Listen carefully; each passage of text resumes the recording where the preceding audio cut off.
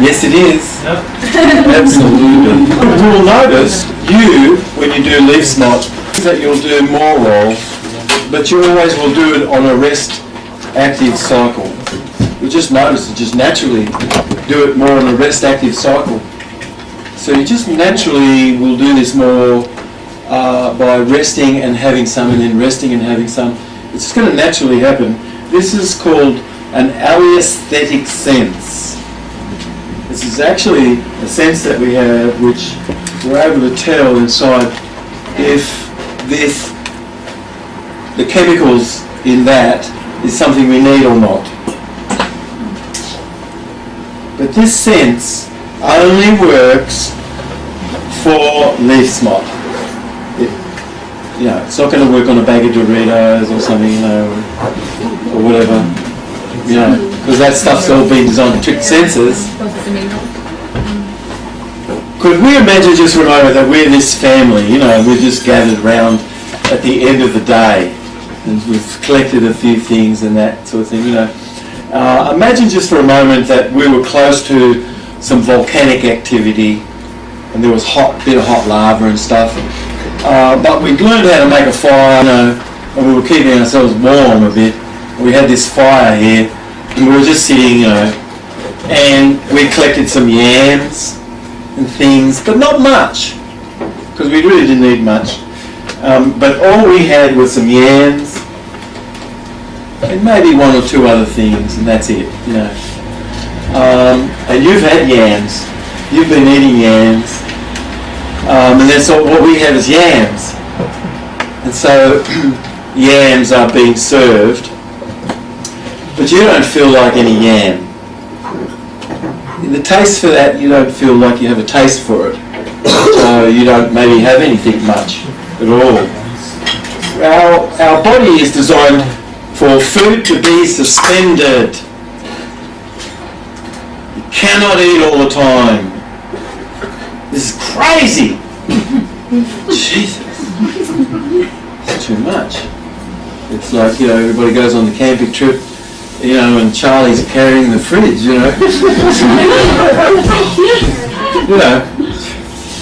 God help us.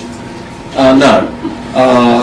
We're not really designed to be carrying all these bottles around, running with a bottle, It's like, no one did that. We're more like monkeys, and the monkeys generally don't really drink anything. They don't drink anything at all. So we're much more primates, of course, than anything else. And the primate's digestive tract is a frugivore, and there's not anything much about us that's herbivorous much.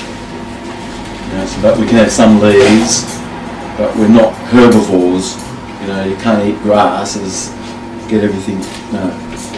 You have to have a much, much, much longer stomach, and perhaps an intestinal tract, and maybe another stomach. And we're not we're certainly not granivores or cedivores much. They have an extra stomach before this stomach, and that's called a croc. And that seed sprouts inside the croc. It goes through an enzymatic process before it edges into the stomach.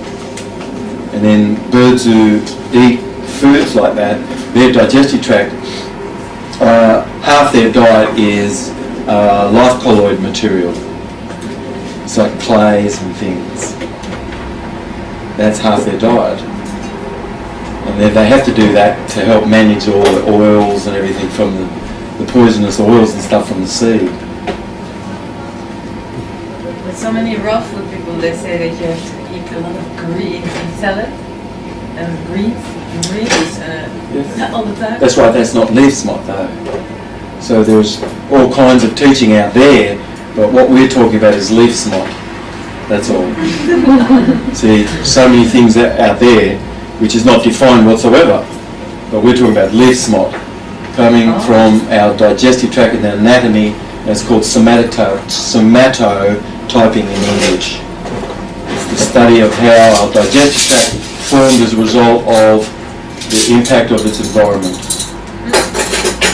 For a bird, for a reptile, for a bee, an ant. How do you do that in New York? You could go into nature and you could just observe ants. And we could just learn everything you need. You could just study one species and you could really learn so much, you know, because it's like, if you're like me, I'm just going to find a heart in one person, that's it. I know everybody has a heart. You know, no use going around looking everywhere to, you know, say, hey, we need to have a, you know, no. But the ant learns how to stroke, you know, aphids. They're sort of going to find an aphid. Hey, hey! It strokes the aphid, and the aphid goes, you know, and produces a milk, which is like a sugar for the ant. So there's a lot of that sort of stuff going on in here with your own intestinal flora, which produces a milk that feeds the absorptive cells. But we're more frugivores.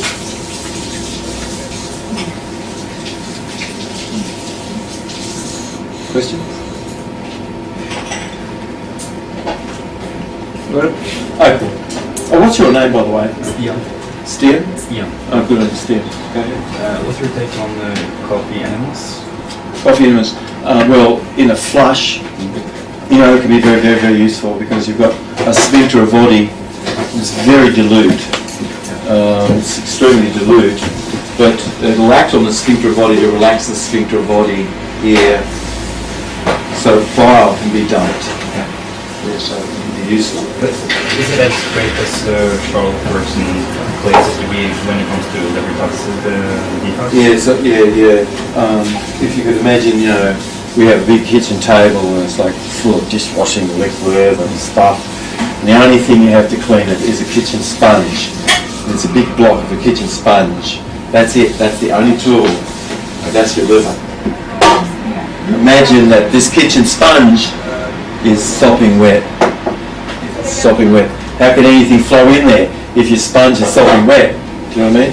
Yeah. Most people's liver, their liver is like a kitchen sponge that's sopping wet, and a plastic bag around it, so it can't mop anything up. That's all the bile occlusion. So everything that causes bile flow causes the liver to empty itself, causes things to flow in there for detoxification.